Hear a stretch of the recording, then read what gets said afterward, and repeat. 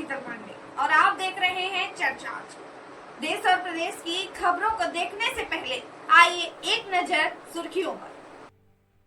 वक्फ कानून के विरोध की आड़ में संपूर्ण बंगाल को जिस प्रकार हिंसा की आग में जलाया जा रहा है, हिंदुओं को प्रताड़ित किया जा रहा है, राष्ट्र विरोधी और हिंदू विरोधी तत्वों को निर्बाध रूप से अपने षड्यंत्रों को क्रियान्वित करने की खुली छूट दी जा रही है, उससे स्पष्ट लगता है कि बंगाल की स्थिति अत्यधिक चिंताजनक है। मुर्शिदाबाद से प्रारंभ हुई ये भीषण हिंसा अब संपूर्ण बंगाल में फैलती हुई दिखाई दे रही है। शासकीय तंत्र दंगाइयों के सामने केवल निष्क्रिय ही नहीं अपितु कई स्थानों पर इनका साया क्या प्रेरक बन गया है।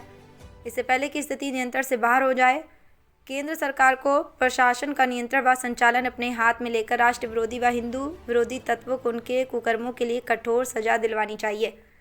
मुस्लिम भीड़ द्वारा 11 अप्रैल 2025 वक्फ कानून के विरोध के नाम पर किया गया हिंसक प्रदर्शन कानून बनाने वाली सरकार के विरोध में नहीं अपितु हिंदुओं पर हिंसक आक्रमण के रूप में था, जबकि हिंदू समाज का इस कानून के निर्माण में कोई भूमिका नहीं थी और ये एक शुद्ध संवैधानिक प्रक्रिया थी। इसका स्पष्ट अर्थ है कि वक्फ तो केवल बहाना था, असली उद्देश्य मुर्शिदाबाद को हिंदू शून्य बनाना था।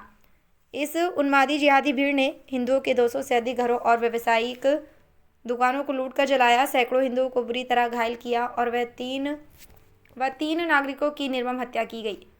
दर्जनों महिलाओं की शील भंग भी किए गए।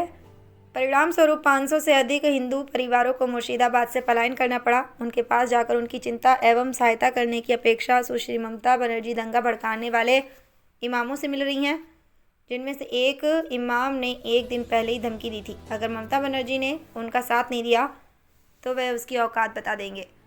अब ये सारे तथ्य सामने आने पर यह समाचार मिल रहा है कि ममता जी अब शरणार्थियों को सुविधा देने की जगह उनको वापस जिहादियों के सामने जबरन परोसने का षड्यंत्र कर रही हैं।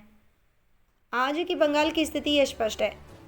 ममता सरकार भारत के संघीय ढांचे को बंगाल में ध्वस्त कर अपनी सरकार और वोट बैंक को सुरक्षित रखने के लिए किसी भी सीमा तक जा सकती हैं। बंगाल में राष्ट्रीय सुरक्षा खतरे में आ चुकी है। बांग्लादेशी व रोहिंग्या घुसपैठियों को निर्बाध रूप से आने दिया जा रहा है। उनके आधार कार्ड बनाए जा रहे हैं। पाकिस्तानी तथा बांग्लादेशी आतंकी संगठनों की सक्रियता बढ़ती जा रही है। हिंदुओं के प्रति हिंसा बढ़ती जा रही है और न्यायालय के आदेश पर ही हिंदू त्योहारों को अनुमति मिल पाती है। उनको सुरक्षा देने वाले अर्धसैनिक बलों को निशाना बनाया जाता है। हिंदू का अस्तित्व खतरे में पड़ चुका है। कानून व्यवस्था पूर्ण रूप से नष्ट हो चुकी है। तृणमूल के असामाजिक तत्व व जिहादी गुंडों के नियंत्रण व निर्देश पर ही प्रशासन काम करने के लिए विवश है। आज ये हिंसा मुर्शिदाबाद से निकलकर संपूर्ण बंगाल में फैलती जा रही है। अभी बंगाल तक भी सीमित नहीं रहेगी, इसलिए देश की जनता मांग करती है बंगाल में अविलंब राष्ट्रपति शासन लगाया जाए, बंगाल की हिंसा की जांच NIA के द्वारा करवाई जाए और दोषियों को अविलंब दंडित किया जाए। बंगाल की कानून व्यवस्था का संचालन केंद्रीय सुरक्षा बलों के हाथों में दिया जाए। बांग्लादेशी व रोहिंग्या घुसपैठियों की पहचान कर उनको निष्कासित किया जाए। बंगाल व बांग्लादेश की 450 किलोमीटर की सीमा पर तार लगाने का काम अविलंब प्रारंभ किया जाए, जिसे ममता बनर्जी ने रोका हुआ था। हमें विश्वास है कि राष्ट्र की सार्वभौमिकता और सांप्रदायिक सद्भाव बनाए रखने के लिए आप अविलंब और त्वरित कार्रवाई करेंगी।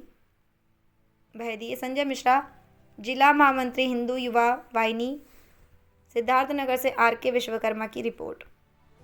हिंदू हित का हनन हुआ तो खून बहेगा सड़कों पर। एक किनारा एक इनाम, जय श्री राम जय श्री राम। हिंदुस्तान में रहना होगा, राम राम कहना होगा। हिंदुस्तान में रहना होगा, राम राम मुर्दाबाद मुर्दाबाद। कट्टरपंथ मुर्दाबाद मुर्दाबाद मुर्दाबाद। कट्टरपंथ मुर्दाबाद मुर्दाबाद मुर्दाबाद। इस्लामिक आतंकवाद मुर्दाबाद मुर्दाबाद मुर्दाबाद। इस्लामिक आतंकवाद मुर्दाबाद मुर्दाबाद मुर्दाबाद। मुर्शिदाबाद का मुसलमान